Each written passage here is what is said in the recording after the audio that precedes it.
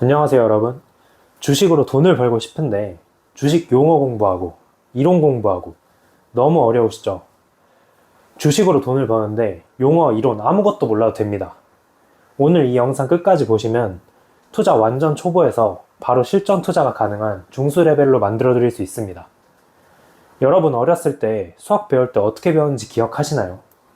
선생님이 막 칠판에 미지수 적고 막 한자 적으면서 무슨 뜻인지 알려주고 이렇게 용어부터 가르쳐줬나요? 아니에요. 바로 그냥 x 플러스 3은 7이다. 이럴 때 x는 무슨 수냐? x는 4다. 이런 식으로 방정식 푸는 방법부터 배웠잖아요.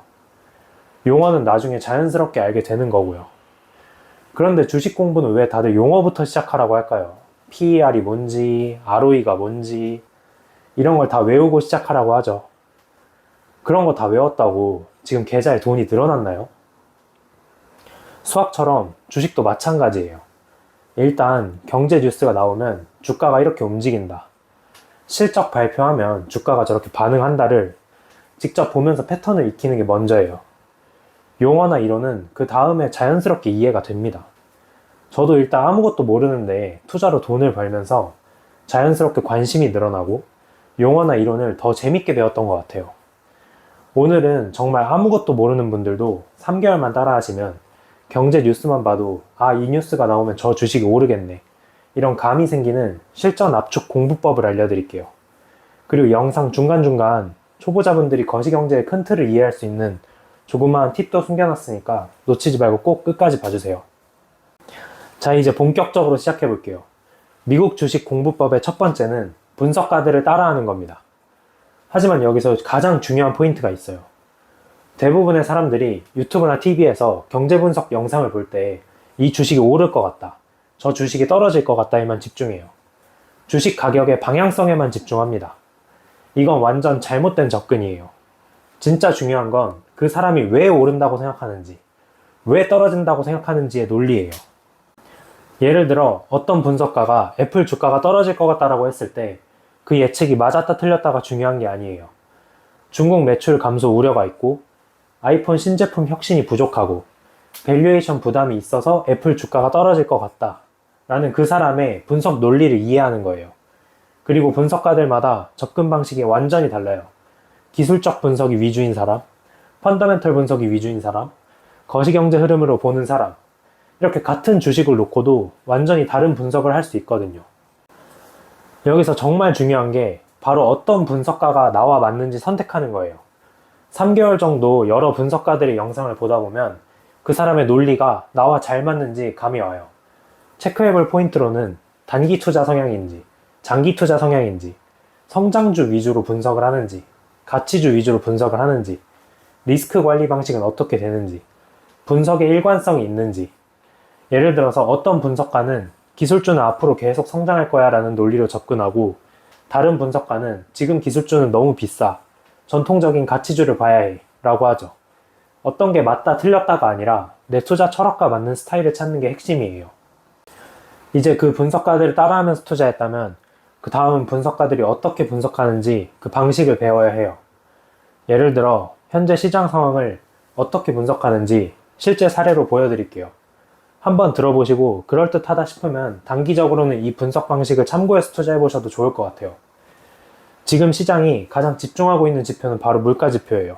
왜 그런지 차근차근 설명해 드릴게요.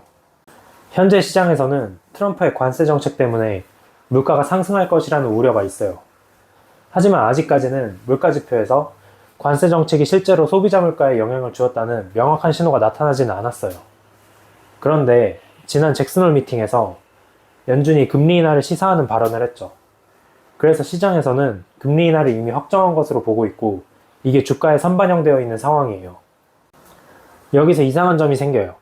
논리적으로 생각해보면 금리 인하가 확정됐다면 계속 주가가 올라야 하는데 지금 주가가 그렇게 오르진 않고 있어요. 왜 그럴까요?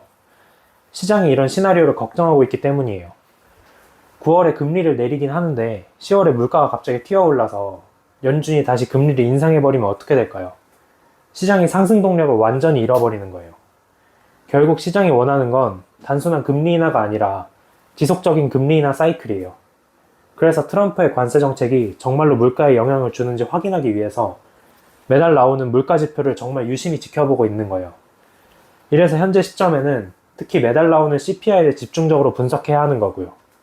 이 지표가 연준의 다음 금리 결정뿐만 아니라 전체적인 통화정책 방향을 결정하는 가장 중요한 변수가 되고 있어요.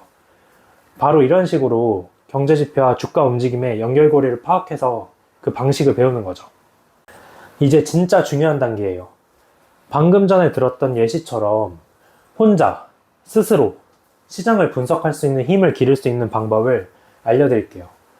하루에 딱 30분만 투자하면 돼요. 아침에 일어나서 그냥 경제 뉴스 한번 쓱 훑어보는 거예요. 뉴스를 볼 때는 그냥 읽기만 하진 마세요. 분석가들에게 배운 방식으로 이 뉴스가 나오면 주가가 어떻게 움직일까, 왜 그럴까를 항상 생각하면서 보세요. 예를 들어 파월 연준 의장이 금리 인하 속도 조절 발언이라는 뉴스를 봤을 때 이게 기술주에는 어떤 영향을 줄까? 달러 강세로 이어질까? 채권 시장에는 어떤 일이 일어날까? 채권 시장의 금리가 바로 선반영이 되었나? 이런 식으로 스스로 분석해보는 거예요. 그런데 이렇게 혼자서 분석하는 것만으로는 한계가 있어요. 내 분석이 맞는지, 틀리는지, 어떤 부분을 놓쳤는지 확인할 방법이 필요하잖아요. 바로 여기서 다음 핵심이 나와요. 내 분석 실력을 테스트할 수 있는 날은 경제지표 발표일입니다. 왜냐하면 이날에는 내가 예측한 것과 실제 시장 반응을 바로 비교해 볼 수 있거든요. 중요한 지표로는 고용지표, 인플레이션 지표, GDP 관련 지표 이런 게 있어요. 지표 발표 전에 스스로 예측해 보세요. CPI가 예상치보다 높게 나오면 주가가 어떻게 움직일까? 실업률이 예상치보다 낮게 나오면 연준은 어떤 반응을 보일까? 그리고 실제 발표 후에 주가 움직임을 실시간으로 관찰하면서 내 분석이 맞았는지 확인해 보세요. 틀려도 괜찮습니다. 왜 틀렸는지, 어떤 요소를 놓쳤는지 분석하는 게 가장 중요합니다.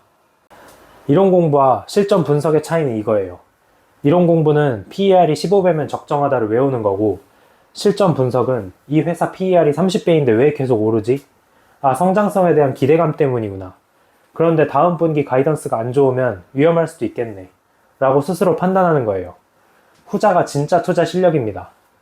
3개월 후에는 경제 뉴스만 봐도 이거 나오면 내 관심 종목 움직이겠네 하는 감이 생길 거예요.